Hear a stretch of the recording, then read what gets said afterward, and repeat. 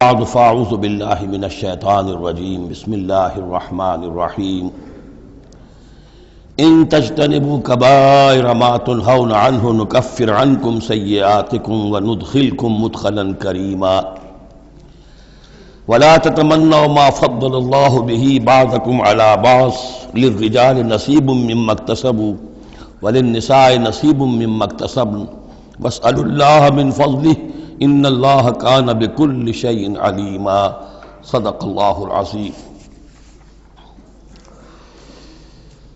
اب انسانی تمدن کے دو بہت اہم مسائل ہیں اور بڑے گہرے فلسفیانہ اہمیت کے حامل۔ پہلا مسئلہ ہے گناہوں کے بارے میں کہ ان میں ایک تقسیم ہے کبائر اور صغائر کی۔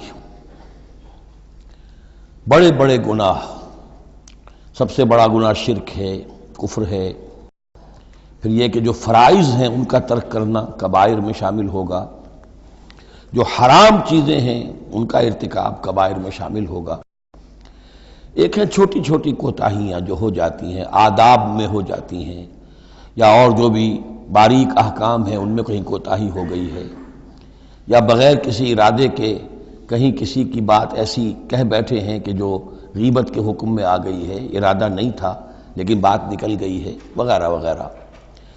اس میں جو ایک ہیلدی ایٹیچیوڈ ہے وہ یہ ہے کہ کبائر کا پورے اہتمام کے ساتھ بندوبست کیا جائے کہ اس سے انسان بالکل پاک ہو جائے، فرائض کی پوری ادائیگی، محرمات سے اجتناب مطلق۔ اور یہ چھوٹی چیزیں جو ہیں ان کے بارے میں نہ تو زیادہ ایک دوسرے پر نکیر کی جائے، نہ ایک دوسرے پر گرفت کی جائے، نہ کچھ اس پر بہت زیادہ جو ہے اپنے دل کے اندر بھی دل گرفتگی کی جائے، بلکہ ان کے بارے میں توقع رکھی جائے کہ اللہ تعالیٰ معاف فرما دے گا، استغفار کرے بھی آدمی۔ اور یہی صغائر ہیں جو نیکیوں کے ذریعے سے خود بخود بھی ختم ہوتے رہتے ہیں۔ یہ جو آتا ہے کہ جو شخص وضو کرتا ہے صحیح طریقے پر بیٹھ کر اطمینان سے، تو جب وہ ہاتھ دھوتا ہے تو ہاتھوں کے گناہ جھڑ جاتے ہیں، آنکھوں میں پانی ڈالتا ہے آنکھوں کا گناہ جھڑ جاتا ہے، وغیرہ وغیرہ۔ تو یہ وہ صغائر ہیں۔ ان الحسنات یذہبن السیئات، یہ نیکیاں جو ہیں ان بدیوں کو دور کر دیتی ہیں۔ کبائر معاف نہیں ہوتے اس سے، نیکیوں سے جن گناہوں کی معافی کا از خود اعلان ہے قرآن میں، وہ کبائر نہیں صغائر ہیں۔ کبائر توبہ کے بغیر وہ نہیں بخشے جا سکتے، توبہ کرنی ہوگی۔ اور جو اکبر الکبائر ہے شرک، اس کے بارے میں تو 2 مرتبہ اس صورت میں آئے گا، ان اللہ لا یغفر ان یشرک بہ ویغفر ما دون ذلک لمن یشاء، وہ ہم پڑھیں گے بعد میں۔ لیکن ایک پرورٹڈ قسم کی مذہبی شخصیت ہوتی ہے، مذہبی مزاج، پرورٹڈ، مست شدہ۔ جو کبائر ہیں وہ تو ہو رہے ہیں، سود خوری ہو رہی ہے، جو کچھ ہو رہا ہے حرام خوری ہو رہی ہے، چھوٹی چھوٹی باتوں پر نکیر ہو رہی ہے، یہ پائنچا تمہارا نیچے کیوں چلا گیا ہے، اس کے اوپر ساری گرفت ہو رہی ہے، یہ کیا ہو گیا ہے، تمہاری داڑھی جو ہے شرعی نہیں ہے، اس کے اوپر گرفت ہو رہی ہے۔ یہ چیزیں جو ہیں دس از پرورشن، یہ مذہب کو بس کر دینے والی بات ہے۔ قرآن مجید میں اس معاملے کو 3 جگہ پر نقل کیا گیا ہے کہ یہ فلسفہ جو ہے کہ چھوٹی چیزوں کے بارے میں درگزر سے بھی کام لو، اور یہ کہ بہت زیادہ متفکر بھی نہ ہو، سینس آف پروپورشن ہونا چاہیے۔ ان تجتنبوا کبائر ما تنہون عنہ، اگر تم اجتناب کرتے رہو گے ان بڑے بڑے گناہوں سے جن سے کہ تمہیں روکا جا رہا ہے، نکفر عنکم سیئاتکم، تمہاری چھوٹی برائیوں کو ہم خود ہی دھوتے رہیں گے، پاک کرتے رہیں گے، صاف کرتے رہیں گے۔ جو بھی نیک کام کرو گے ان کے حوالے سے وہ جو فروگزاشتیں ہیں وہ خود بخود بھی دھلتی رہتی ہیں۔ وندخلکم مدخلا کریما، اور تمہیں داخل کریں گے بہت ہی باعزت جگہ پر، جہاں کیا تمہارا مقام جو ہے باعزت اکرام کے ساتھ ہوگا۔ یہ مضمون سورہ شورى میں بھی آیا ہے، پھر سورۃ النجم میں بھی ہے، 3 مرتبہ یہ مضمون قرآن میں آیا ہے۔ دوسرا مسئلہ جو ہے انسانی معاشرے میں وہ فضیلت کا ہے۔ اب ظاہر بات ہے کہ تمام انسانوں کو ایک جیسا تو نہیں بنایا ہے اللہ نے، کسی کو خوبصورت بنا دیا، کسی کو بدصورت بنا دیا، کسی کا قد اونچا ہے، کوئی ٹھنگنے قد کا ہے، لوگ اس پر ہنستے ہیں، یا کسی کو مرد بنا دیا، کسی کو عورت بنا دیا۔ اب عورت اپنے اندر ہی اندر کڑھتی رہے مجھے عورت کیوں بنایا، تو اس کا حاصل کیا ہوگا؟ یا کوئی بدصورت انسان ہے، ٹھنگنا ہے کسی اور اعتبار سے، دوسرا شخص ہے وہ دیکھتا ہے کہ وہ تو بڑا اچھا ہے، تو اب اس کے اوپر کڑھنے کی بجائے کیا ہونا چاہیے کہ اللہ تعالیٰ نے مجھے جو کچھ دیا ہے مجھے اس کے اوپر صبر اور شکر کرنا چاہیے، اور جو فضل ہے کسی اور چیز میں بھی ہو سکتا ہے، میں نیکی میں آگے بڑھ جاؤں، میں خیر کے کاموں میں آگے بڑھ جاؤں، میں علم میں آگے بڑھ جاؤں، تو یہ چیزیں جو ہیں وہ انسان دوسری چیزوں سے اپنی ان کی تلافی کر لے، بجائے اس کے کہ ایک نیگیٹو اس کی سائیکالوجی ڈیولپ ہوتی چلی جائے، کڑنا اور اندر ہی اندر جھڑتے رہنا، جس سے کہ پھر طرح طرح کی جو ذہنی بیماریاں پیدا ہوتی ہیں انہی کانفلکٹس کی وجہ سے، انہی فرسٹریشنز کی وجہ سے مینٹل بیلنس آدمی لوز کر بیٹھتا ہے۔ تو اس کی بجائے دیکھیے کس قدر عمدہ تعلیم دی جا رہی ہے، وَلَا تَتَمَنَّوْا مَا فَضَّلَ اللَّهُ بِهِ بَعْضَكُمْ عَلَىٰ بَعْضٍ، اور تمنا نہ کیا کرو اس شے کی کہ جس کے ذریعے سے اللہ نے تم میں سے بعض کو بعض پر فضیلت دے دی ہے۔ اب اللہ کی دی ہوئی فضیلت ہے، اس میں آپ تمنا کریں، اور دوسری طرف یہ کہ اس میں حسرت ہو جائے۔ اب اس میں خاص طور پر جو مسئلہ ہے انسانوں میں، جو آج کا سب سے بڑا مسئلہ ہے دنیا میں، جیسا کہ میں نے بتایا ایکسپلائٹ کیا جا رہا ہے، مساوات مرد و زن۔ اب یہ بھی ایک فضیلت ہے، کسی کو اللہ نے مرد بنایا، کسی کو عورت بنایا۔ اب پہلی بات یہ بتائی جا رہی ہے للرجال نصیب مما اکتسبوا، مردوں کے لیے حصہ ہے اس میں سے کہ جو وہ کمائیں گے، وللنساء نصیب مما اکتسبن، اور عورتوں کے لیے حصہ ہے اس میں سے جو وہ کمائیں گی۔ یعنی جہاں تک نیکیوں کا معاملہ ہے، بدیوں کا معاملہ ہے، خیرات کا معاملہ ہے، حسنات کا معاملہ ہے یا سیئات کا معاملہ ہے، اس میں بالکل ایکویلٹی ہے۔ مرد نے نیکی کمائی اس کے لیے، عورت نے نیکی کمائی اس کے لیے، اس میں برابری ہے۔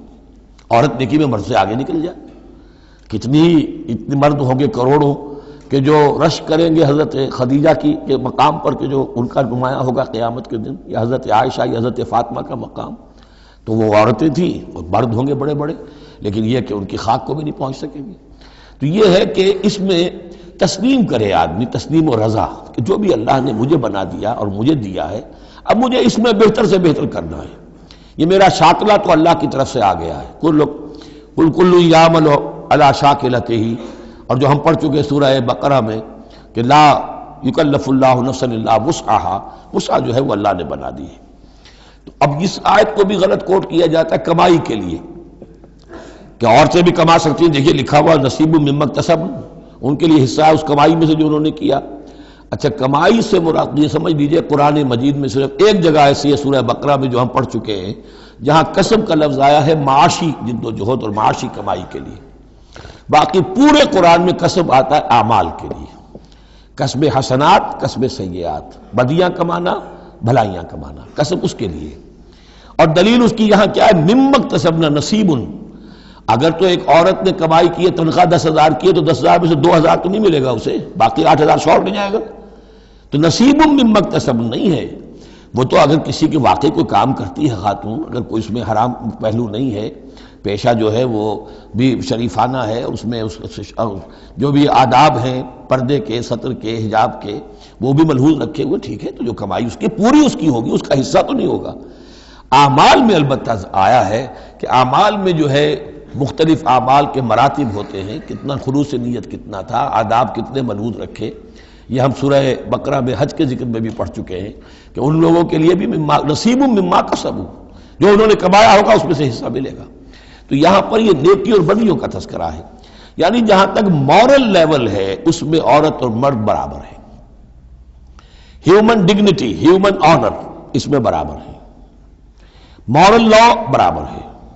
لیکن یہ ہے کہ باقی جو معاشرتی ذمہ داریاں ہیں اور ان کے حوالے سے جو تقسیم کار اللہ نے رکھی ہے، اس کے اعتبار سے فرق ہے۔ اب اس فرق کے ساتھ اگر عورت ریکنسائل نہ کرے اور اس پر کڑتی رہے اور مرد کے بالکل برابر ہونے کی کوشش کرے، تو فساد کا سارا معاملہ جو ہے اس معاشرے کا، وہ فساد کے نظر ہو جائے گا۔ وَاسْأَلُوا اللَّهَ مِنْ فَضْلِهِ، اور اللہ سے اس کا فضل تلاش کرو۔ اے اللہ تو نے مجھے اس معاملے میں کم رکھ دیا ہے، اے اللہ مجھے اس معاملے کے اندر تو مجھے ہمت دے، میں ترقی کروں، تو اللہ تعالیٰ بہت سے لوگوں کو کسی اور پہلو سے نمایاں کر دیتا ہے۔ ان اللہ کان بکل شیء علیما، یقیناً اللہ تعالیٰ ہر شے کا علم رکھتا ہے۔ وَلِكُلٍّ جَعَلْنَا مَوَالِيَ مِمَّا تَرَكَ الْوَالِدَانِ وَالْأَقْرَبُونَ، اب آخر میں پھر ایک مرتبہ جو ہے قانون وراثت کی اہمیت کو دیکھیے، اور ہر ایک کے لیے ہم نے مقرر کر دیے ہیں حصے وراثت میں جو بھی چھوڑتے ہیں والدین یا رشتہ دار۔ والذین عقدت ایمانکم، ایک نیا مسئلہ یہ پیدا ہو گیا تھا کہ ایک دوستی ہوتی ہے، بھائی چارہ ہوتا ہے، یا مدینے میں حضور نے مسلمانوں کو بھائی بھائی بنا دیا تھا، ایک انصاری ایک مہاجر بھائی، تو کیا ان کا وراثت میں حصہ ہے؟ نہیں، یہ وراثت میں حصہ منہ بولے بھائیوں کا نہیں ہے، منہ بولے بیٹے کی کوئی حیثیت نہیں شریعت میں، منہ بولے بھائی کا کوئی حصہ نہیں ہے۔ ہاں اپنی زندگی میں تم نے والذین عقدت ایمانکم، جن کے ساتھ تمہارا کوئی معاہدہ ہوا ہے، کوئی دوستی ہوئی ہے، فآتوہم نصیبہم، انہیں ان کا حصہ دے دیا کرو، یعنی اپنی زندگی میں ان کے ساتھ جو بھلائی کرنا چاہو، کوئی ہبہ کرنا چاہو اپنی وراثت میں سے بھی، اپنی وراثت میں سے وصیت کرنا چاہو، یہ کر سکتے ہو۔ لیکن جو کہ قانون وراثت میں طے ہو گیا ہے، لا وصیت لوارث، پھر وارث کے لیے کوئی وصیت بھی نہیں، اور وہ یہ کہ بہرحال وراثت میں حقدار کوئی اور نہیں ہوگا سوائے اس کے کہ جس کو اللہ نے مقرر کر دیا ہے۔ ان اللہ کان علی کل شیء شہیدا، یقیناً اللہ تعالی ہر چیز پر گواہ ہے۔ اب آئی ہے وہ آیت، اصل میں کانٹے دار آیت جو ہے، جو عورتوں کے حلق سے بہت مشکل سے اترتی ہے، کانٹا بن کر اٹک جاتی ہے۔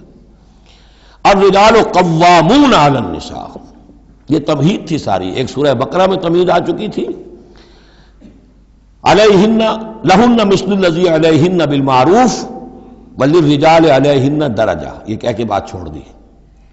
آگے آئے لا تتمنوا ما فضل اللہ بعضهم علی بعض، اور مزید اس کے لیے ذہنی جو ہے تیاری کر دی۔ اب آ رہی ہے وہ چیز جو چبھنے والی چیز ہے۔ الرجال قوامون علی النساء، مرد عورتوں پر حاکم ہے۔ یہ میں ترجمہ زور دے کر رہا ہوں۔ یہ قامہ جو ہے، قامہ جب علا کے ساتھ آئے گا تو کچھ اور معنی ہوں گے، قامہ بے کے ساتھ آئے گا کچھ اور معنی ہوں گے۔ قامہ بے کسی شے کو قائم کرنا، کونوا قوامین بالقسط، اسی سورہ مبارکہ میں یہ آیت آ جائے گی، کونوا قوامین بالقسط، عدل کو قائم کرنے والے بن کر کھڑے ہو جاؤ۔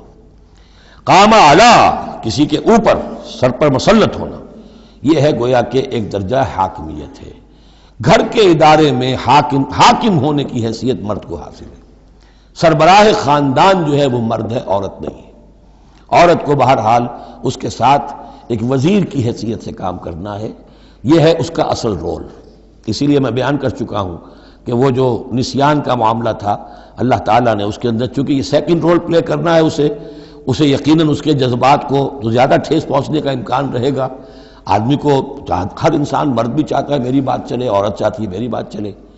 اب آخر کار کس کی بات چلے گی؟ یا تو دونوں کسی طریقے سے کسی مسئلے میں متفق ہو جائیں، اور عورت جو ہے بیوی اپنے شوہر کو دلیل سے، اپیل سے جس طرح قائل کر لے تو معاملہ ٹھیک ہو گیا۔ اب اگر نہیں ہو رہا معاملہ تو اب کس کی رائے چلے گی؟ مرد کی رائے چلے گی۔ تو کس کو اس سے ایک صدمہ پہنچے گا؟ عورت کو پہنچے گا۔ لیکن اس صدمے کا ہی جو ہے انفلوئنس، اس کو کم کرنے کے لیے سیفٹی والو، نسیان کا مادہ اللہ تعالیٰ نے عورت میں زیادہ رکھ دیا۔ اسی لیے پھر اس قانون شہادت کے اندر ایک مرد کی جگہ 2 عورتوں کو وہاں پر اس کا نصاب رکھا گیا۔ الرجال قوامون علی النساء بما فضل اللہ بعضهم علی بعض۔ اب یہ دوسری بات ہے کہ اگر وہ شوہر حاکم ہو کر ظلم کرتا ہے، ان کے حق ادا نہیں کرتا ہے، تو اللہ کے ہاں بڑی سخت پکڑ ہوگی۔ یہ تو دوسری بات ہے بالکل۔ لیکن یہ کہ جو قانون ہے اسلام کا وہ یہی ہے کہ یہ اختیار دیا گیا، اب آپ اس اختیار کا غلط استعمال کر رہے ہیں، آپ اس کو ظلم کا ذریعہ بنا رہے ہیں، تو اس کی سزا اللہ تعالیٰ کے ہاں آپ کو مل جائے گی۔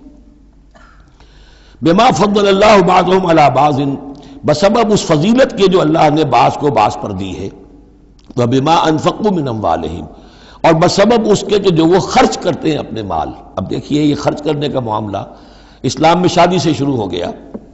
شادی مرد کی بھی ضرورت ہے، عورت کی بھی ضرورت ہے، لیکن مرد مہر دیتا ہے، عورت مہر وصول کرتی ہے۔ تو جو خرچ کرنے والا ہے اب اس کی ایک حیثیت دوسری ہو گئی۔ پھر گھر میں اس کا نان نفقہ پورا جو ہے، اس کا خرچہ، اس کی ذمہ داری، اس کو سپورٹ کرنا شوہر کے اوپر ہے، تو اب وہ مال خرچ کر رہے ہیں۔ بما انفقوا من اموالہم، فالصالحات، تو نیک بیویاں کون ہیں؟ جو کہ ایک یوں سمجھیے قرآن کے نزدیک ایک عورت کا جو اچھا کردار ہونا چاہیے، ایک خاتون خانہ کی جو بہترین روش ہونی چاہیے، وہ یہاں 3 الفاظ میں آئی ہے۔ فالصالحات، نیک بیویاں قانتات، ایک تو فرما بردار ہوتی ہیں، شوہروں کی فرما بردار۔ حافظات للغیب، غیب میں حفاظت کرنے والیاں، یعنی ظاہر بات ہے کہ مال ہے کسی کا تو گھر میں ہے، وہ تو کام پہ چلا گیا ہے، اب وہ کس کی حفاظت میں ہے؟ بیوی کی حفاظت میں ہے۔ اسی طرح اب بیوی کی جو عصمت ہے وہ در حقیقت مرد کی عزت ہے، اب وہ اس کی عزت کی حفاظت کرے اس کی غیر موجودگی میں۔ اسی طرح مرد کے راز ہوتے ہیں، سب سے زیادہ بڑھ کر جو ہے رازدان وہ تو بیوی ہوتی ہے۔ تو 3 اعتبارات سے حافظات للغیب، حافظات للغیب، غیب میں حفاظت کرنے والیاں، حفاظت کرنے والیاں شوہر کے مال کی، شوہر کے رازوں کی اور شوہر کی عزت کی۔ بما حفظ اللہ، اللہ کی حفاظت سے، حفاظت ہے تو اللہ کی، لیکن جیسے رازق اللہ ہے لیکن کام تو انسان کو کرنا پڑتا ہے، رزق کمانا پڑتا ہے۔ واللاتی تخافون نشوزہن، اور وہ خواتین کے جن کے بارے میں تمہیں اندیشہ ہو جائے ان کے اندر سرکشی کا، ضد ہے، ہٹ درمی ہے، بات نہیں مان رہی ہیں، اپنی بات منوانی ہے، کسی نہ کسی طریقے سے گھر کی فضا خراب کی ہوئی ہے، یہ ہے نشوز۔ ذہناً تسلیم نہ کرنا کہ میری حیثیت جو ہے وہ بہرحال شوہر کے تابع دار کی ہے، اس کو اگر تسلیم نہیں کریں گے تو ظاہر بات ہے فرکشن ہوگی، اور فرکشن جو ہے اس کے نتیجے کے اندر وہ گھر کے اندر جو ہے وہ ایک فساد پیدا ہوگا۔ واللاتی تخافون نشوزہن فعظوہن، تو ان کو پہلے تو نصیحت کرو، واہجروہن فی المضاجع، دوسرے تنبیہ کے طور پر ان سے تعلق اپنے بستر علیحدہ کر لو، اور ان کے ساتھ وہ تعلق زن و شو جو ہے کچھ عرصے کے لیے بند کر دو۔ وَاضْرِبُوهُنَّ، اس پر بھی ٹھیک نہ ہو تو انہیں مارنے کی بھی اجازت ہے۔ اس میں حضور نے جو روکا ہے وہ یہ ہے کہ چہرے پر نہ مارا جائے، اور کوئی ایسی مار نہ ہو جس کا مستقل نشان جسم پر پڑے۔ اب یہ چیزیں اللہ کا کلام ہے، اس کے اندر جو ہے کوئی ہمارے لیے کوئی جھجک نہیں ہے، معاشرتی زندگی کو ٹھیک رکھنے کے لیے اس کی ضرورت پیش آئے تو وہ بھی کرنی ہوتی ہے۔ فَإِنْ أَطَعْنَكُمْ، پھر اگر وہ تمہاری اطاعت کریں، فَلَا تَبْغُوا عَلَيْهِنَّ سَبِيلًا، تو اب ان پر خام خواہ کی زیادتی کرنا، پچھلے غصے نکالنا، بار بار جو ہے وہ اپنے غصے کا اظہار کرنا، یہ بھی ٹھیک نہیں ہے۔ ان اللہ کان علیٰ کبیرا، یقیناً اللہ تعالیٰ بہت بلند ہے، بہت بڑا ہے۔ وَإِنْ خِفْتُمْ شِقَاقَ بَيْنِهِمَا، اور اگر تمہیں یہ اندیشہ ہو گیا ہو کہ ان میں تو اب زدم زدہ ہو گئی ہے اور یہ اب ساتھ اب چلنا ان کا مشکل ہے، شوہر میں بیوی میں مزاجوں کا اختلاف ہے اور اس کی وجہ سے کوئی زدم زدہ، عورت بھی اکڑ گئی ہے، مرد بھی اکڑا ہوا ہے، تو اب ٹھیک ہے کیا کریں ہم؟ تو اس میں ایک کوشش کرنے کا حکم دیا پہلے، فَبَعْثُوا حَكَمًا مِّنْ أَهْلِهِ وَحَكَمًا مِّنْ أَهْلِهَا، تو ایک حکم مقرر کرو ثالث، لڑکے والوں میں سے، شوہر والوں میں سے، شوہر کے خاندان میں سے، اور ایک حکم جو ہے اس عورت یا لڑکی کے خاندان والوں میں سے۔ ان یریدا اصلاحا، اگر وہ دونوں چاہیں گے اصلاح، یوفق اللہ بینہما، اللہ تعالیٰ ان کے مابین موافقت پیدا کر دے گا۔ لیکن ان یریدا میں مراد دونوں ہو سکتے ہیں، یعنی ایک تو یہ کہ اگر واقعتاً شوہر اور بیوی جو ہے چاہتے ہیں کہ موافقت ہو جائے، ہوتا ایسا ہے کسی وقت جو ہے وہ نفسیاتی گرہ ایسی بن جاتی ہے کہ وہ بھی چاہتا ہے کہ معاملہ درست ہو جائے اور وہ بھی چاہتی ہے کہ درست ہو جائے، لیکن اب یہ کہ اب اس میں گرہ ایسی پڑ گئی ہے، مقطع میں آ پڑی ہے سکون دسترانہ بات، کہ اب اس میں کسی طریقے سے مسئلہ حل نہیں ہو رہا، تو حکمین آ جائیں گے تو وہ بات کو گرہ کھولیں گے، ادھر سے کچھ سنیں گے، ادھر سے سنیں گے، کچھ اس کی وضاحت ہوگی، ادھر کی وضاحت ہوگی تو ہو جائے گا۔ اور ایک یہ بھی ہو سکتا ہے کہ اس سے مراد حکمین ہو، کہ اگر حکمین پوری سی کوشش کریں گے تو اللہ تعالیٰ ان کے مابین موافقت پیدا کر سکتا ہے۔ میرا رجحان پہلی رائے کی طرف زیادہ ہے۔ ان اللہ کان علیما خبیرا، یقیناً اللہ تعالیٰ بہت علیم اور خبیر ہے۔ اب جیسا کہ اس سے پہلے بھی سورہ بقرہ میں بھی جو اہل کتاب کے ساتھ بنی اسرائیل کے ساتھ میثاق لیا گیا تھا، تو اس میں جو چیزیں آئی تھیں وہ یوں سمجھیے امہات شریعہ، دین کی بنیادیں کیا تھیں۔ ہم نے معاہدہ لیا تھا اللہ کے ساتھ شرک نہیں کرو گے، والدین کے ساتھ نیک احسان کرو گے، قرابت داروں کے ساتھ وغیرہ وغیرہ۔ اب یہ دوسرا مقام آ رہا ہے کہ شریعت کے اندر کیا چیزوں ہیں جو اہم تر ہیں، جن کو سامنے رکھنا چاہیے معاشرتی سطح پر۔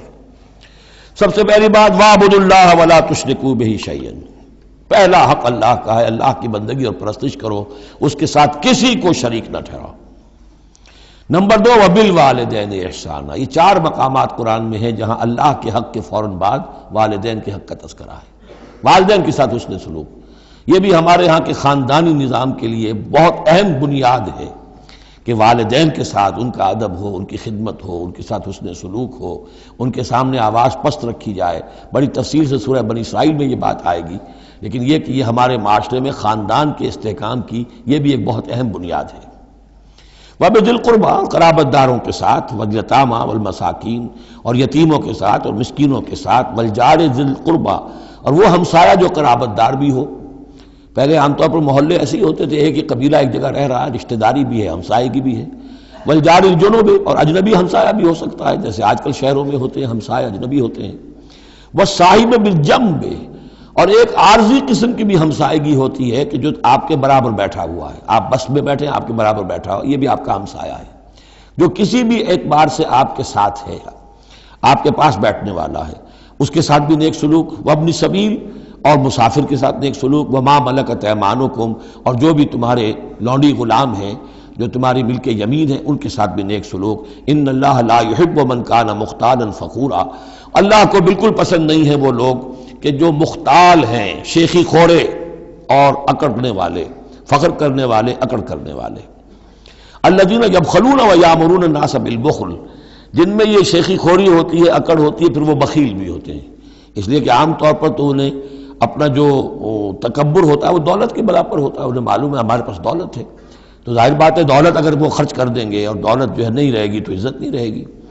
جو کہ بخل کرتے ہیں وہ یامرون الناس بالبخل، اور لوگوں کو بھی نیکی بخل کا حکم دیتے ہیں، کیونکہ جب لوگ دیکھتے ہیں کہ یہ لوگ ذرا خرچے کے اندر کمی کرتے ہیں تو انہیں اندیشہ ہوتا ہے کہ یہ ہمیں ملامت کریں گے، تم بڑے بخیل ہو، تو اس سے پہلے ہی کیوں نہ کہو بابا یہ اس طرح نہ کیا کرو، تم خام کا پیسے اڑاتے ہو، کچھ نہ کچھ بچا کے رکھا کرو اور وقت پہ کام آئے گا، تو بجائے اس کے کہ آپ کو کوئی ڈیفنس لینا پڑے پہلے ہی آفنس لیجئے۔ تو یامرون الناس بالبخل، وہ لوگوں کو بھی بخلی کا مشورہ دیتے ہیں کہ عقل کے ناخن لو۔ وَيَكْتُمُونَ مَا آتَاهُمُ اللَّهُ مِنْ فَضْلِهِ، اور وہ چھپاتے ہیں اس کو جو اللہ نے انہیں اپنے فضل میں سے دیا ہے۔ دولت ظاہر ہوگی تو کوئی سائل سوال کر بیٹھے گا، یعنی اچھا مسکین صورت بنائے رکھو کہ ان کے اوپر تو شاید خود 2 وقت کے فاقے ہیں، اب ان سے میں کیا ان کے سامنے ہاتھ دراز کروں۔ وَأَعْتَدْنَا لِلْكَافِرِينَ عَذَابًا مُهِينًا، اور ایسے کافروں کے لیے ہم نے بڑا اہانت آمیز عذاب تیار کر رکھا ہے۔ وَالَّذِينَ يُنْفِقُونَ أَمْوَالَهُمْ رِئَاءَ النَّاسِ، اور اس سے بھی آگے بڑھ کر وہ لوگ ہیں برائی کے اندر، شناعت کے اندر، کہ جو خرچ کرتے ہیں مال لوگوں کو دکھاوے کے لیے۔ وَلَا يُؤْمِنُونَ بِاللَّهِ وَلَا بِالْيَوْمِ الْآخِرِ، اور وہ حقیقت میں ایمان نہیں رکھتے نہ اللہ پر نہ یوم آخر پر۔ وَمَن يَكُنِ الشَّيْطَانُ لَهُ قَرِينًا فَسَاءَ قَرِينًا، تو ایسے لوگ گویا کہ شیطان کے ساتھی ہیں، تو جن کا ساتھی شیطان ہو گیا ہو تو وہ تو بہت ہی برا ساتھی ہے۔ ماذا وماذا علیہم، کیا ہو جاتا ان پر، کیا قیامت ٹوٹ پڑتی ان پر۔ لو آمنوا باللہ والیوم الآخر، اگر وہ ایمان ہی لے آتے سچے دل سے، صدق دل سے اللہ پر اور یوم آخر پر۔ وانفقوا مما رزقہم اللہ، اور خرچ کرتے کھلے دل کے ساتھ اس میں سے جو اللہ نے انہیں دیا ہے۔ وکان اللہ بہم علیما، اور اللہ تعالیٰ ان سے اچھی طرح واقف ہے۔ ان اللہ لا یظلم مثقال ذرۃ، یقیناً اللہ تعالیٰ کسی پر ذرے کے برابر بھی، ذرے کے ہم وزن بھی ظلم نہیں کرے گا۔ لا یظلم مثقال ذرۃ وَإِن تَكُ حَسَنَةً يُضَاعِفْهَا، اگر نیکی ہوگی وہ ذرہ عمل کا جو ہے نیکی کا ہے اس سے دگنا کرے گا، بڑھائے گا، بڑھوتری کرے گا۔ وَيُؤْتِ مِن لَّدُنْهُ، نہ صرف اس کو بڑھا کر دے گا واپس بلکہ اور اپنے پاس سے یؤتِ مِن لَّدُنْهُ أَجْرًا عَظِیمًا، خاص اپنے خزانے فضل سے مزید بہت بڑا اجر دے گا۔ اب یہ آیت جو آ رہی ہے، آیت نمبر 41 ہے سورہ مبارکہ کی، یہ بڑی اہم ہے، یہ اس شہادت علی الناس سے متعلق ہے جو سورہ بقرہ میں جو مضمون آیا تھا کہ اے مسلمانوں تمہیں اب شہداء علی الناس بنایا گیا، جیسے کہ نبی تم پر شہید تھے یا نبی نے تم پر شہادت دی ہے۔ نبی قیامت کے دن کھڑے ہو کر کہیں گے اے اللہ میرے پاس جو دین آیا تھا میں نے انہیں پہنچا دیا تھا، اب یہ ذمہ دار ہیں، they are responsible for their attitude and conduct. تو یہ بات تمہیں کہنی ہے قیامت کے دن کھڑے ہو کے، اے اللہ ہم نے اپنے زمانے کے لوگوں تک تیرا دین پہنچا دیا تھا، اب اس کے بعد جو بھی طرز عمل ہے یہ جواب دیں۔ ایسا نہ ہو کہ الٹا وہ ہمارے اوپر مقدمہ کرے کہ اللہ ان بدبختوں نے ہمیں نہیں پہنچایا، یہ خزانے کے سانپ بن کر بیٹھے رہے۔ تو یہ تو ایک رخ ہے اس کا، لیکن یہ کہ جس کے ذمے یہ ڈیوٹی لگ گئی ہو، واقعہ یہ ہے کہ اس کے لیے تو ایک بہت بھاری یوں سمجھیے کہ بوجھ ہے اس پر۔ اب اس کا جو ہے نقشہ کھینچا جا رہا ہے قیامت کے دن کیا ہوگا۔ فَكَيْفَ إِذَا جِئْنَا مِن كُلِّ أُمَّةٍ بِشَهِيدٍ، تو کیا ہوگا اس دن، کیا صورتحال ہوگی جس دن کے ہم ہر امت میں سے ایک شہید کھڑا کریں گے۔ کون؟ ان کا نبی اور رسول جس نے ان کو دعوت پہنچا دی۔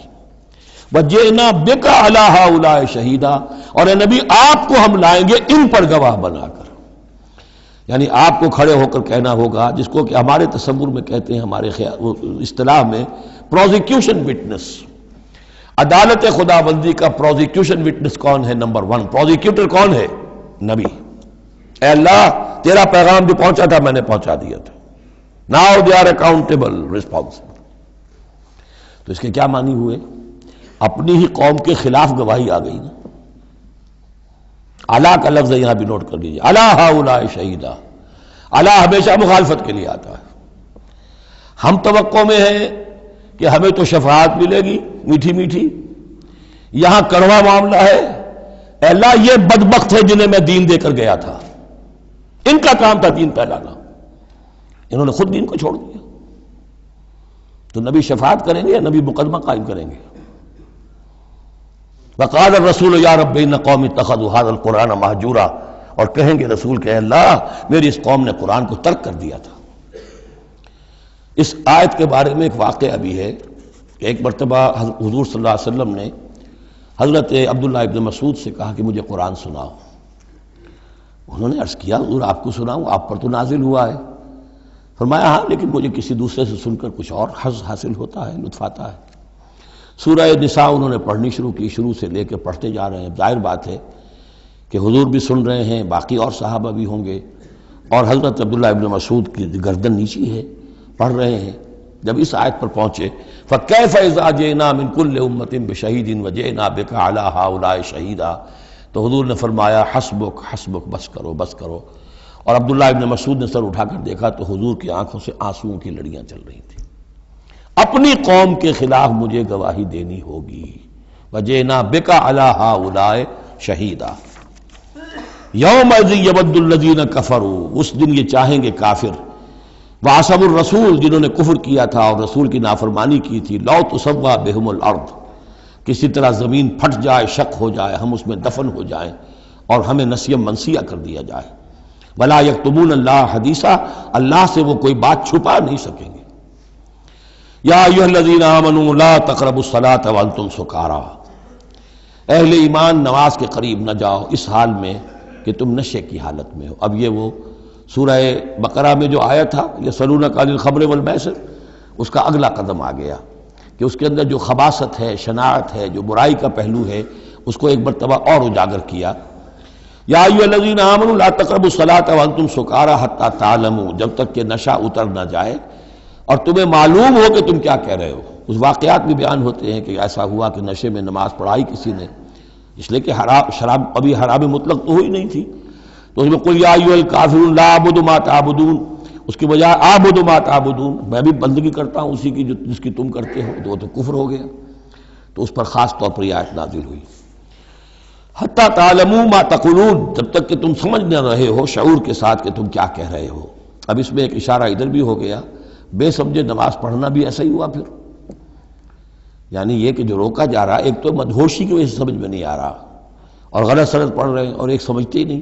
قرآن کہہ رہا ہے حتی تعلموا ما تقولون، تمہیں معلوم ہونا چاہیے کیا کہہ رہے ہو تم. اب جنہیں قرآن مجید کے معنی نہیں آتے، نماز کے معنی نہیں آتے، انہیں کیا پتہ ہے کیا کہہ رہے ہیں. وَلَا جُنُبًا إِلَّا عَابِرِي سَبِيلٍ حَتَّىٰ تَغْتَسِلُوا، اسی طریقے اگر تم حالت جنابت میں ہو، اگر اپنی بیویوں سے تم نے وہ تعلق قائم کیا ہو، مباشرت کی ہو، یا یہ کہ اور کسی اور طرح کی اسی وہ احتلام وغیرہ کی شکل ہو گئی ہو، تب بھی تم نماز کے قریب نہ جاؤ حتیٰ تغتسلوا، جب تک کہ غسل نہ کر لو. الا عابری سبیل، اس کے بارے میں بہت سے قول ہیں، لیکن یہ رائے یہ جو آگے بات بیان ہو رہی ہے اس میں آ جائے گا کہ ہاں سفر کی حالت میں اس غسل کی پابندی پر جو ہے وہ نرمی کی گئی ہے اور اس میں تیمم کی اجازت دی گئی ہے. وَإِن كُنتُم مَرْضَىٰ، اور اگر تم ہو بیمار، أَوْ عَلَىٰ سَفَرٍ، آدمی مریض ہے، نہانے میں اندیشہ ہے، بخار بہت تیز ہے یا کچھ اور ہے معاملہ ہے، أَوْ عَلَىٰ سَفَرٍ، یہ سفر میں ہے، أَوْ جَاءَ أَحَدٌ مِّنكُم مِّنَ الْغَائِطِ، یا یہ کہ تم میں سے کوئی جو ہے قضائے حاجت کے بعد آیا ہے، أَوْ لَامَسْتُمُ النِّسَاءَ، یا تم نے عورتوں کے ساتھ مباشرت کی ہے، فَلَمْ تَجِدُوا مَاءً، اور تم پانی نہ پاؤ. یعنی یہ تمام صورتیں کہ جس میں غسل واجب ہے یا یہ کہ وضو واجب ہے، تو ان دو صورتوں میں سے اگر بیماری راستے میں حائل ہے، سفر میں ہونے کی وجہ سے پانی نہیں ہے، یا کوئی اور وجہ ایسی ہے کہ پانی ہے دستیاب نہیں ہے، فَتَيَمَّمُوا صَعِيدًا طَيِّبًا، تو تیمم کر لیا کرو. لیکن تیمم کا جیسا کہ ہم پہلے پڑھ چکے ہیں، میں نے بتایا تھا کہ قصد کرنا تیمم، فَتَيَمَّمُوا صَعِيدًا طَيِّبًا، پاک مٹی کا اس کا قصد کرو. فَامْسَحُوا بِوُجُوهِكُمْ وَأَيْدِيكُمْ، اور پھر اپنے چہروں کو اور اپنے ہاتھوں کو اس سے مسح کر لو، بل لو. ان اللہ کان عفوا غفورا، یقیناً اللہ تعالی عفو ہے، بہت معاف کرنے والا۔ یہی لفظ ہے جو حضرت عائشہ سے جو مروی ہے دعا لیلۃ القدر کی، اللہم انک عفو تحب العفو فاعف عنی، اے اللہ تو عفو ہے، تو ہے ہی معاف فرمانے والا۔ ان اللہ کان عفوا غفورا، اللہ معاف فرمانے والا بخشنے والا ہے۔ اب یہاں تک تو یہ سلسلہ آپ نے دیکھ لیا، 43 آیات ہیں کہ جن میں وہی انداز ہے سورہ بقرہ کے، شریعت کے احکام مختلف گوشوں میں مختلف پہلوؤں سے، عبادات کے ضمن میں تیمم آ گیا، اسی طریقے سے وراثت کا قانون آ گیا، اور جو جنسی انارکی ہے معاشرے میں نہ پیدا ہونے پائے، ڈسپلن ہو، ضبط نفس ہو، ایک ستھرا معاشرہ ہو، اچھا ایک خاندانی نظام ہو، اس کے لیے کیا احکام ہیں وغیرہ وغیرہ۔ اب یہاں تھوڑا سا خطاب آ رہا ہے بہت مختصر اہل کتاب کے بارے میں۔ الم تر الی الذین اوتوا نصیبا من الکتاب، کیا تم نے دیکھا نہیں ان لوگوں کی جانب جنہیں حساب کتاب میں سے ایک حصہ دیا گیا تھا۔ والکتاب ایک حقیقت ہے جس میں سے ایک حصہ آیا تھا جس کا نام تورات تھا، اسی میں سے ایک حصہ اور آیا وہ انجیل ہے، اور پھر وہ کتاب ہر اعتبار سے قابل ہو کر نازل ہوئی قرآن کی شکل میں۔ یشترون الضلالۃ ویریدون ان تضلوا السبیل، وہ گمراہی خریدتے ہیں اور چاہتے ہیں کہ تم بھی گمراہ ہو جاؤ۔ یہ جیسے مشرکین مکہ کیا کرتے تھے کہ لوگ قرآن نہ سنیں تو کوئی گانے والی کوئی لے آیا تھا کہیں سے، تاکہ لوگ جو ہیں اس کے گانے سننے کے اندر ہی لگے رہیں اور حضور کی بات سنے کوئی نہ۔ اسی طریقے سے یہ مدینے کے اندر بھی اس قسم کے معاملات جو ہیں، یہ یہودی جو ہیں اس قسم کے، جو ہمارے ہاں یہ میچز ہو رہے ہیں اور معلوم ہوتا ہے کہ ٹی وی پر گویا کہ دنیا کی اہم ترین شے جو ہے وہ کرکٹ ہے اور ٹینس ہے اور وہ وہاں کی جو اور گیمز ہیں، اور پاگل ہوئی ہے دنیا اس کے اوپر، پاگل۔ اور شیطان کو چاہیے کیا؟ حقائق کی طرف نگاہ ہی نہ ہو، زندگی کس لیے ہے، جینا کاہے کے لیے ہے، موت ہے تو اس کے بعد کیا ہونا ہے، سوچنے کی ضرورت ہی نہ ہو۔ یا حیوان کیا کما رہا ہے یا کھا رہا ہے، اور یا پھر یہ اس طرح کے لہو و لعب کے اندر زندگی گزار رہا ہے۔ اللہ اللہ اور خیر صلی اللہ۔ تو جو خریدتے ہیں گمراہی، اس کے لیے بڑے بڑے نظام ہیں، بڑے بڑے ان لوگوں کے لیے جو ہیں انعامات ہوتے ہیں، آدمی کے ہوش ٹھکانے آ جاتے ہیں کہ ان پلیئرز کو کیا کیا کچھ ملتا ہے۔ وَيُرِيدُونَ أَن تَضِلُّوا السَّبِيلَ، وہ یہ چاہتے ہیں کہ تمہیں سیدھے راستے سے راہ حق کر دیں۔ وَاللَّهُ أَعْلَمُ بِأَعْدَائِكُمْ، اللہ تمہارے دشمنوں سے خوب واقف ہے۔ وَكَفَى بِاللَّهِ وَلِيًّا، اور وہ کافی ہے تمہارے ولی اور پشت پناہ ہونے کی حیثیت سے، لیکن ظاہر بات ہے کہ تم اس کا کہنا مانو گے تب نا۔ وَكَفَى بِاللَّهِ نَصِيرًا، اور مددگار ہونے کے اعتبار سے بھی وہ کافی ہے۔ مِنَ الَّذِينَ هَادُوا يُحَرِّفُونَ الْكَلِمَ عَن مَّوَاضِعِهِ، ان یہودیوں میں سے ہی وہ لوگ ہیں کہ جو کلام کو اس کے اصل مقام سے پھیرتے ہیں۔ وَيَقُولُونَ سَمِعْنَا وَعَصَيْنَا، یہ ہم پڑھ چکے ہیں، کہتے ہیں ہم نے سنا اور ہم نے نہیں مانا۔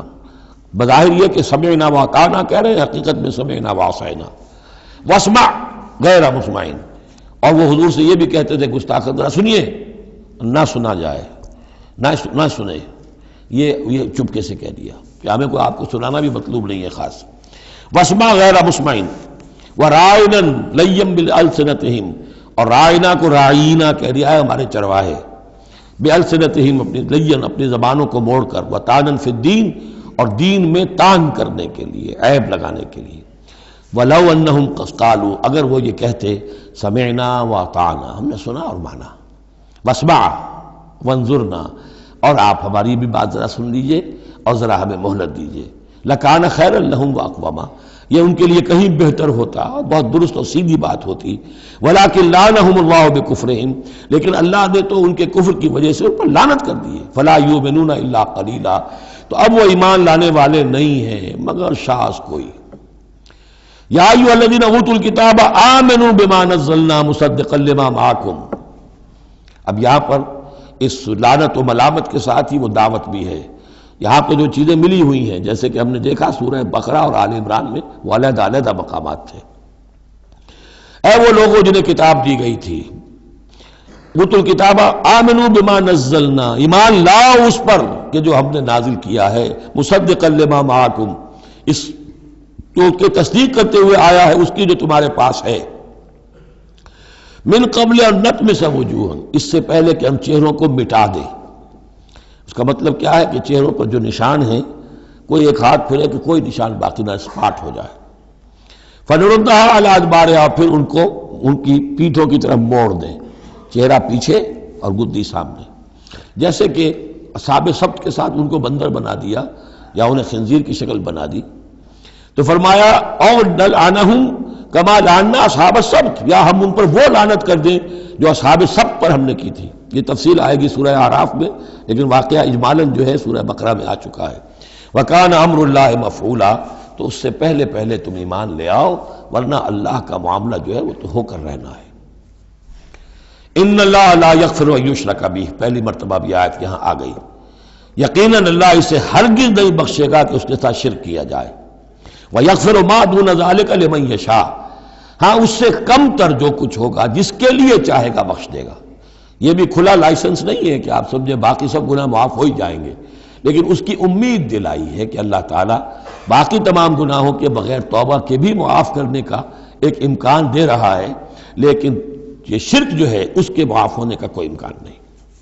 وَمَن يُشْرِكْ بِاللَّهِ فَقَدِ افْتَرَىٰ اِثْمًا عَظِيمًا، اور جو اللہ تعالیٰ کے ساتھ شرک کرتا ہے اس نے تو بہت بڑا طوفان باندھا ہے. اللہ تو ایک اللہ ہے، اس کے ساتھ جس کا بھی آپ تذکرہ کرتے ہیں جھوٹ ہے، افتراء ہے، بہتان ہے، اور اس کے سوا کچھ نہیں.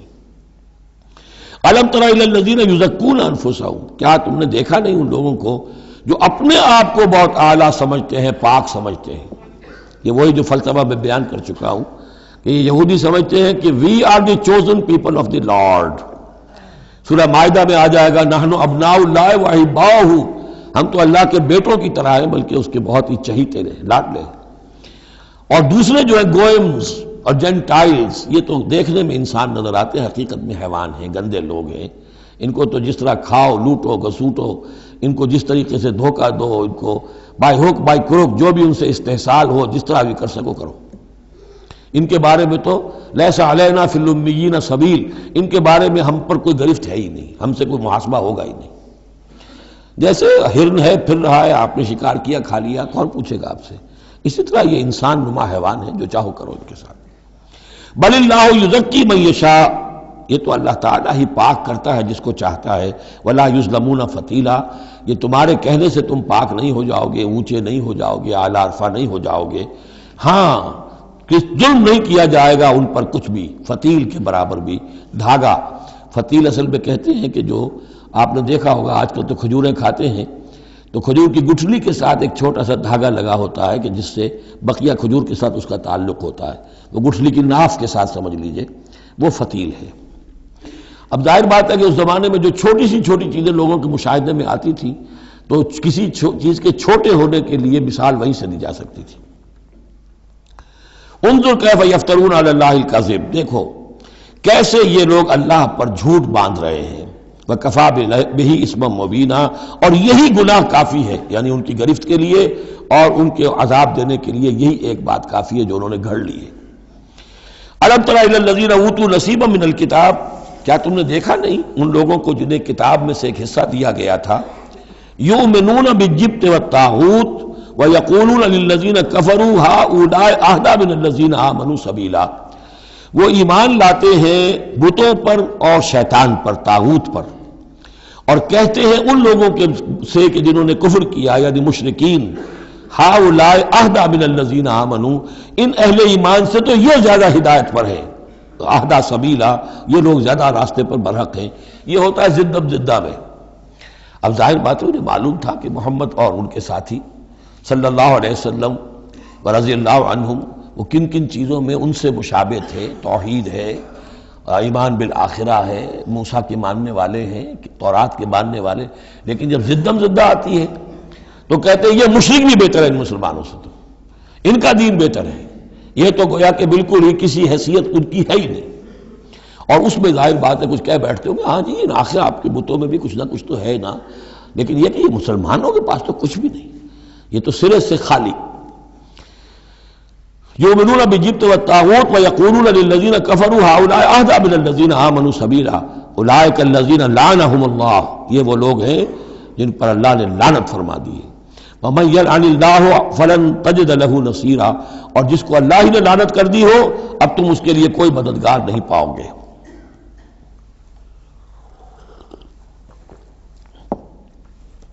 ام لہم نصیب من الملک، کیا ان کا کوئی حصہ ہے اختیار میں، بادشاہت میں؟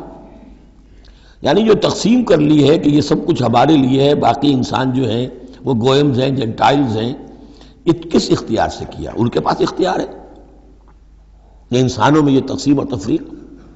ام لہم نصیب من الملک، بادشاہی جو ہے، مالک الملک اللہ ہے، کیا انہوں نے کوئی اختیار ان کو اس سے ملا ہوا ہے ان کے پاس؟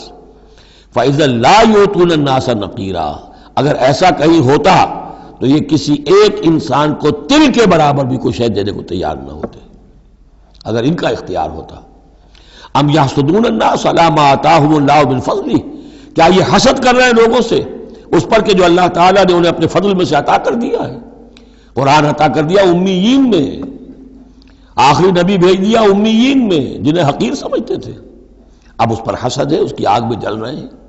ام یحسدون الناس علی ما آتاہم اللہ من فضلہ فقد آتینا آل ابراہیم الکتاب والحکمت وآتیناہم ملکا عظیما، تو ہم نے آل ابراہیم کی نسل کو عطا فرمائی کتاب بھی، حکمت بھی، اور انہیں بہت بڑی حکومتیں بھی دی۔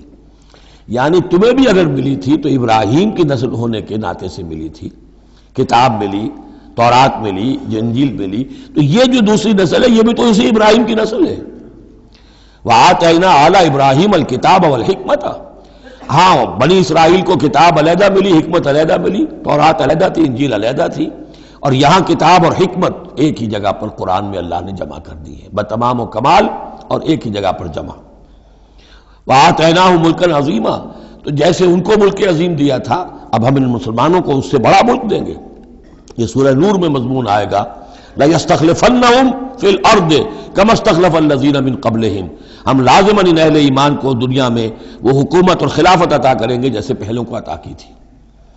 فَمِنْهُمْ مَنْ آمَنَ بِهِ وَمِنْهُمْ مَنْ صَدَّ عَنْهُ، تو ان میں سے کوئی وہ بھی ہیں جو ایمان لے آئے ہیں یا لے آئیں گے، جن کے دلوں میں کچھ رمق ہے، اور ان میں وہ بھی ہیں جو رک گئے ہیں، کھڑے رہ گئے ہیں، ہٹ گئے ہیں۔ وَكَفَى بِجَهَنَّمَ سَعِيرًا، اور ایسے لوگوں کے لیے ان کو پھونکنے کے لیے بھڑکتی ہوئی آگ کافی ہے۔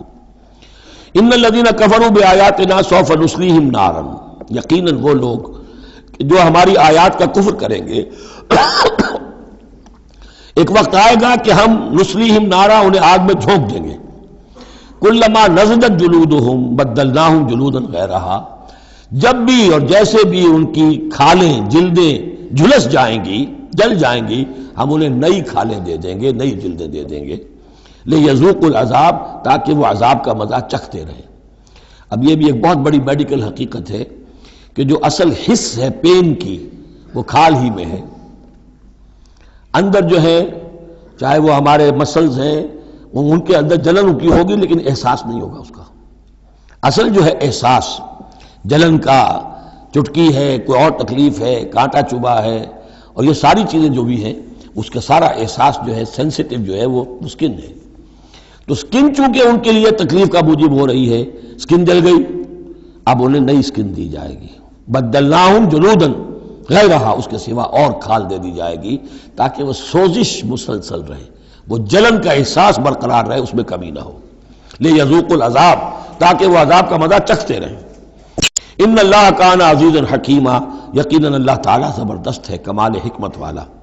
والذین آمنوا وعملوا الصالحات، وہی سائملٹینیس کنٹراسٹ، جب جہنمیوں کا تذکرہ ہوا ہے تو اہل جنت کا تذکرہ بھی ہے، اور وہ لوگ جو ایمان لائے اور جنہوں نے نیک عمل کیے، سندخلہم جنات تجری من تحتہا الانہار، ان قریب انہیں ہم داخل کریں گے ان باغات میں جن کے دامن میں ندیاں بہتی ہوں گی، خالدین فیہا ابدا، اور وہ رہیں گے ان میں ہمیشہ ہمیش، لہم فیہا ازواج مطہرۃ، ان کے لیے اس میں ہوں گی بڑی پاک باز بیویاں، وندخلہم، اور ہم انہیں داخل کریں گے ظلا ظلیلا، ایسی ٹھنڈی چھاؤں، گہری چھاؤں کے اندر ہم انہیں داخل کریں گے، ظل اور ذلیل، بہت ہی ٹھنڈی چھاؤں۔ یہاں اب وہ ختم ہوا حصہ کہ جو اہل کتاب کی طرف روح سخن اور خطاب تھا، اب پھر مسلمانوں سے۔ ان اللہ یامرکم ان تؤدوا الامانات الی اہلہا، اور یہ دو تین آیتیں نہایت اہم ہیں قرآن مجید کی، سارا اسلام کا سیاسی، قانونی، دستوری نظام اس میں ہے۔ ان اللہ یامرکم ان تؤدوا الامانات الی اہلہا، پہلی بات تو یہ اللہ تمہیں حکم دیتا ہے کہ امانات سپرد کرو اس کے اہل لوگوں کو، وَإِذَا حَكَمْتُمْ بَيْنَ النَّاسِ أَن تَحْكُمُوا بِالْعَدْلِ، اور جب لوگوں کے درمیان فیصلہ کرو تو عدل سے فیصلہ کرو۔ پہلی بات یہ ہے کہ جو بھی آپ سیاسی نظام بناتے ہیں، انتظام کرتے ہیں، اس میں منصب ہوتے ہیں، منصبوں کی پھر ذمہ داریاں ہوتی ہیں تو اختیارات بھی ہوتی ہیں، اس کو دیکھ کر دینا چاہیے کہ کون اہل ہے۔ یہ کہ برادری کی وجہ سے، رشتہ داری کی وجہ سے، کسی کی دولت کی وجہ سے، کسی کے دھونس کی وجہ سے اگر آپ نے کیا تو خیانت کی ہے، پھر یہ امانت ہے۔ اس امانت کا استعمال صحیح ہونا چاہیے۔ عام معنی میں بھی امانت، جو بھی امانت کسی نے رکھوائی ہے اسے واپس لوٹانی ہے، لیکن یہاں یہ وہ معاشرتی زندگی اور جو بھی ایک اجتماعی زندگی کے جو اہم اصولوں کی حیثیت سے بات آ رہی ہے کہ ان تؤدوا الامانات الی اہلھا، جو بھی اہل ہیں اس کی استطاعت اور اہلیت رکھنے والے۔ نمبر 2 جوڈیشری، وَإِذَا حَكَمْتُمْ بَيْنَ النَّاسِ أَن تَحْكُمُوا بِالْعَدْلِ۔ پہلی چیز ہے سیاسی نظام، کس کو امیر بناؤ، امیر المومنین بناؤ، کس کے لیے تم ہیڈ آف دی اسٹیٹ بناؤ، کیا کرو، وہ تو جو بھی نظام ہوگا پہلے تو یہ کہ وہ اہلیت کی بنیاد پر ہو۔ نمبر 2 جوڈیشری جو ہے وہ مضبوط ہو۔ اذا حکمتم بین الناس ان تحکموا بالعدل، جب لوگوں کے مابین تم فیصلے کرو تو عدل کے ساتھ کرو۔ ان اللہ نعم ما یعظکم بہ، یقیناً اللہ تعالیٰ یہ بہت ہی اچھی نصیحتیں ہیں جو تمہیں کر رہا ہے۔ ان اللہ کان سمیعا بصیرا، یقیناً اللہ تعالیٰ سب کچھ سننے والا، دیکھنے والا ہے۔ اب تیسری ہے لیجسلیچر۔ آپ کو معلوم ہے یہ 3 پلرز ہیں ماڈرن سٹیٹ کے، چوتھا کہہ دیتے ہیں کہ پریس بھی چوتھا پلر ہے، یہ کہنے کی باتیں ہیں، اصل میں تو 3 ہی ہیں، لیجسلیچر، جوڈیشری اور انتظامیہ، ایگزیکٹو۔ ایگزیکٹو کی پہلی آیت آ گئی، جسے اختیار دینا ہے دیکھ لو کہ اہل ہے کہ نہیں، عدلیہ، اور اب تیسری بات لیجسلیچر۔ لیجسلیچر کے اصول کیا ہوں گے؟ یا ایھا الذین آمنوا اطیعوا اللہ واطیعوا الرسول، اے اہل ایمان اطاعت کرو اللہ کی اور اطاعت کرو رسول کی، یعنی کوئی قانون اللہ اور اس کے رسول کی منشا کے خلاف نہیں بنایا جا سکتا۔ یہ ہمارے دستور میں بھی لکھا ہوا ہے، no legislation can be done repugnant to the Quran and the Sunnah, لیکن یہ جو میں آج کل کہہ رہا ہوں کہ یہ منافقت کا پلندہ ہے کہ اس کی کوئی ضمانت نہیں، اس کی ایگزیکیوشن کی، امپلیمنٹیشن کی کوئی اسکیم موجود نہیں، لکھا ہوا ہے اوپر۔ اطیعوا اللہ واطیعوا الرسول، اللہ کے احکام اور رسول کے احکام، یہ 2 مستقل سورسز آف لا ہیں، مستقل سورسز آف لا۔ منکرین سنت کی یہاں نفی ہوتی ہے۔ وَأُولِي الْأَمْرِ مِنْكُمْ، اور اپنے میں سے اولو الامر کی بھی اطاعت کرو۔ لیکن یہاں جو عجیب بات ہے وہ یہ ہے کہ 3 کی اطاعت آئی، اللہ کی، رسول کی، اولی الامر کی، 2 کے لیے اطیعوا، تیسرے کے لیے نہیں ہے۔ یا تو یہ بھی ہو سکتا تھا کہ اطیعوا ایک مرتبہ آ جاتا اور تینوں کو کور کر جاتا، یا ایھا الذین آمنوا اطیعوا اللہ والرسول واولی الامر منکم، تینوں برابر ہو جاتے۔ یا اطیعوا تیسری مرتبہ بھی آتا، یا ایھا الذین آمنوا اطیعوا اللہ واطیعوا الرسول واطیعوا اولی الامر منکم، نہیں، 2 کے ساتھ ہے، تیسرے کے ساتھ نہیں۔ اولو الامر جو ہو ایک شرط واضح ہو گئی، تم میں سے ہونے چاہیے، مسلمان ہو۔ غیر مسلم کی حکومت کو ضمن ریکنسائل کرنا اللہ سے بغاوت ہے، ریکنسائل کرنا۔ اولو الامر منکم، مسلمان تو ہونا کم سے کم۔ البتہ یہ کہ ان کی اطاعت مستقل نہیں، دائم نہیں، انکنڈیشنل نہیں۔ اللہ کی اطاعت مطلق، absolute, unconditional, without any limits. رسول کی اطاعت absolute, unconditional, without any limit. لیکن اولو الامر کی اطاعت ہوگی اللہ اور اس کے رسول کی اطاعت کے تابع۔ جو حکم لائے اسے بتانا ہوگا میں کتاب و سنت سے کیسے اس کا استنباط کر رہا ہوں، وہ اسے ثابت کرنا ہوگا کہ یہ کتاب و سنت کے خلاف نہیں ہے، کم سے کم یہ ثابت کرنا ہوگا۔ یہ ہے فرق۔ اسی پر لیجسلیشن ہو سکتی ہے جدید، جتنی بھی مشینری ہے لیجسلیٹو، وہ کانگریس ہو، وہ پارلیمنٹ ہو، مجلس ملی ہو، قانون سازی کرو۔ ہاں ریپگننٹ to the Quran and the سنہ نہیں ہو سکتی، بات ختم ہو۔ فَإِن تَنَازَعْتُمْ فِي شَيْءٍ، پھر اگر تمہارا کسی معاملے میں جھگڑا ہو جائے، اولو الامر کہتا ہے میں تو اسے اسلام کے تقاضا صحیح سمجھتا ہوں، آپ سمجھتے ہیں نہیں تم غلط کہہ رہے ہو، کہاں جائیں اب؟ فَرُدُّوهُ إِلَى اللَّهِ وَالرَّسُولِ، لوٹا دو اسے اللہ اور رسول کی طرف۔ یعنی اب یہ کہ جو بھی اپنی بات ثابت کرنا چاہتا ہے اسے اللہ اور اس کے رسول سے دلیل لانی پڑے گی، میری پسند، میرا خیال، میرا نظریہ نہیں، اللہ اور اس کے رسول کے۔ اور اس میں یہ بات ماننی پڑے گی کہ ابھی یہاں ایک خلا ہے، وہ خلا یہ ہے کہ یہ فیصلہ کون کرے گا کہ اس کی رائے صحیح ہے یا اس کی رائے صحیح ہے۔ یہ ہے اصل میں آج کی ریاست میں آ کر وہ خلا پر ہو چکا ہے، یہ جوڈیشری کا کام ہے۔ لیکن جب کہ ابھی اسلامی ریاست قائم ہوئی ہے عرب میں حضور کے زمانے میں، ابھی یہ انسٹیٹیوشنز جو ہیں شروع میں پوری طریقے سے آئیڈینٹیفائڈ اور علیحدہ انسٹیٹیوشنز تھے ہی نہیں کہ یہ لیجسلیچر ہے، یہ جوڈیشری ہے، یہ ایگزیکٹو ہے۔ حضرت ابوبکر کے زمانے میں تو کوئی قاضی تھے ہی نہیں، حضرت عمر نے پہلے شعبہ قضا شروع کیا ہے، تو رفتہ رفتہ انسٹیٹیوشن ڈیولپ ہوئے ہیں۔ لیکن اصول یہ ہے کہ دو کی اطاعت تو ہے قطعی اور لازمی، انکنڈیشنل ایبسولوٹ، تیسری اطاعت اس کے تابع ہوگی۔ فیصلہ کون کرے گا؟ جدید دور میں اس کا جو انسٹیٹیوشن ہے وہ عدلیہ ہے، وہاں ہر شخص جائے، اپنی دلیل دے، علماء جائیں، عوامی جائیں، جو چاہیں جائیں، سب جو جا کر دلائل دیں، لیکن وہاں سے فیصلہ ہو جائے گا کہ واقعتاً یہ ریپگننٹ ہے یا نہیں۔ فَإِن تَنَازَعْتُمْ فِي شَيْءٍ فَرُدُّوهُ إِلَى اللَّهِ وَالرَّسُولِ إِن كُنتُمْ تُؤْمِنُونَ بِاللَّهِ وَالْيَوْمِ الْآخِرِ، یہ طرز عمل تمہیں اختیار کرنا چاہیے اگر تم واقعتاً اللہ پر اور یوم آخر پر ایمان رکھتے ہو۔ ذَلِكَ خَيْرٌ وَأَحْسَنُ تَأْوِيلًا، یقیناً یہ بہت ہی بہتر بھی ہے اور نتائج کے اعتبار سے بھی بہت ہی مفید ہے۔ أَلَمْ تَرَ إِلَى الَّذِينَ، پھر منافقین کا مسئلہ شروع ہو رہا ہے، اور جیسا کہ میں نے عرض کیا تھا یہ سب سے بڑا حصہ اس سورہ مبارکہ میں منافقین کا ہے۔ أَلَمْ تَرَ إِلَى الَّذِينَ يَزْعُمُونَ أَنَّهُمْ آمَنُوا بِمَا أُنزِلَ إِلَيْكَ وَمَا أُنزِلَ مِن قَبْلِكَ، کیا تم نے غور نہیں کیا ان لوگوں کی طرف جن کا گمان تو یہ ہے اور دعویٰ تو یہ ہے کہ وہ ایمان لے آئے ہیں اس پر بھی کہ جو اے نبی آپ پر نازل کیا گیا، اور اس پر بھی کہ جو آپ سے پہلے نازل کیا گیا، لیکن کرتے کیا ہیں؟ یریدون یتحاکموا الی الطاغوت، وہ چاہتے یہ ہیں کہ اپنے مقدمات کے فیصلے کروائیں طاغوتوں سے، یعنی ان سے جو اللہ اور اس کے رسول کی اطاعت نہیں کرتے۔ اگلی آیت پہلی جو تھی، جو اللہ اور اس کے رسول کی اطاعت پر کاربند ہو گیا وہ طاغوت سے خارج ہو گیا، جو اللہ اور اس کے رسول کی اطاعت کو قبول نہیں کرتا وہ طاغوت ہے، وہ طغا، وہ اپنے حد سے تجاوز کر گیا۔ تو گویا کہ غیر مسلم جو اللہ اور اس کے رسول کے احکام کا پابند نہیں وہ طاغوت ہے۔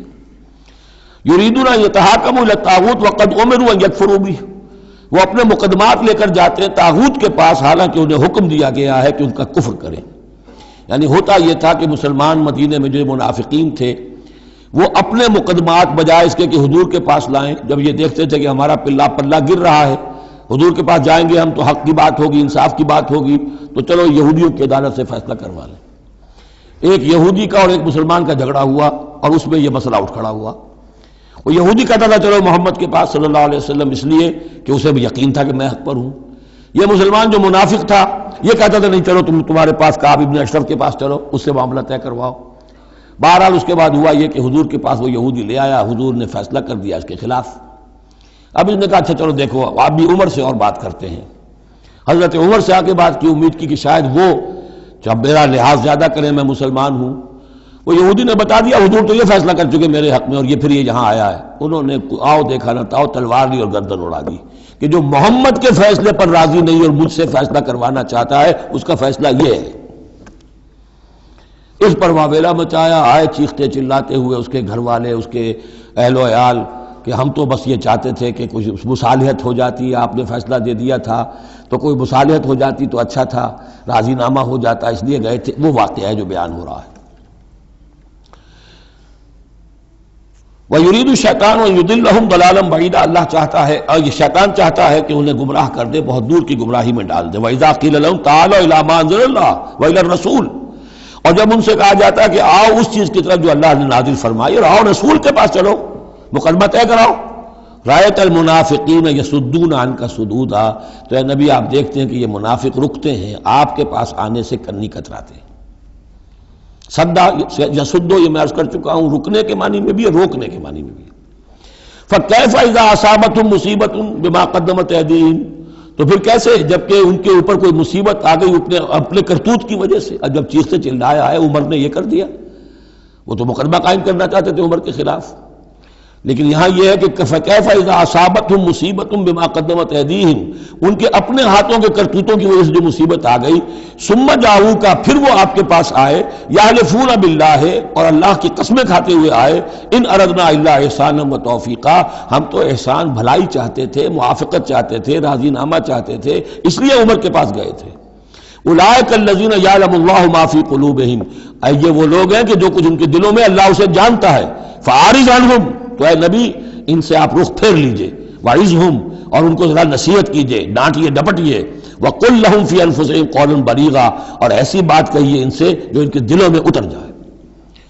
اس آیتوں کے اترنے کے بعد حضرت عمر رضی اللہ تعالیٰ عنہ کو حضور نے پھر بری قرار دیا کہ اللہ کی طرف سے ان کی برات آ گئی ہے، توثیق آ گئی ہے، اور کہتے یہ ہیں کہ اسی دن سے ان کا لقب فاروق بنا ہے، پھر حق و باطل میں فرق کر دینے والا۔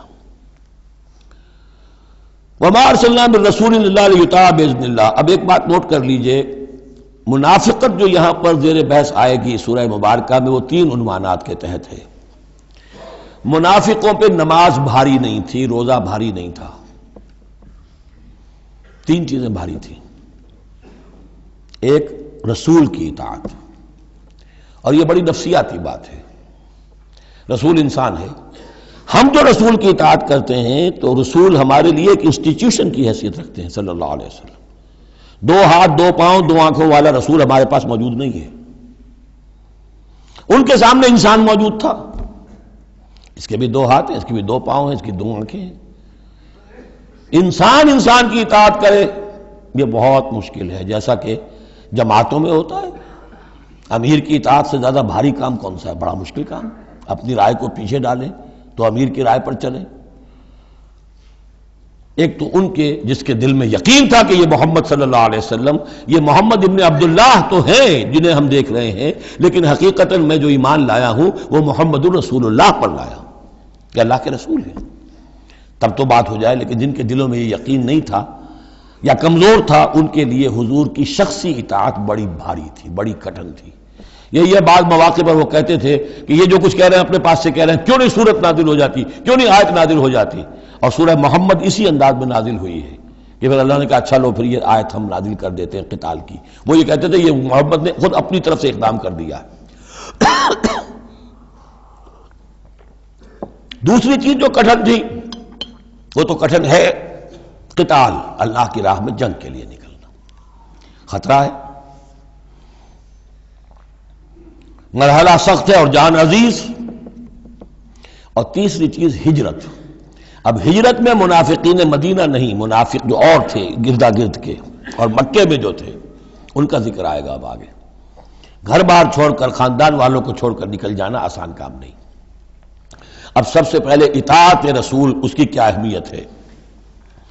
وما ارسلنا من رسول الا لیطاع باذن اللہ، تو ہم نے نہیں بھیجا کسی رسول کو مگر اس لیے کہ اس کی اطاعت کی جائے اللہ کے حکم سے۔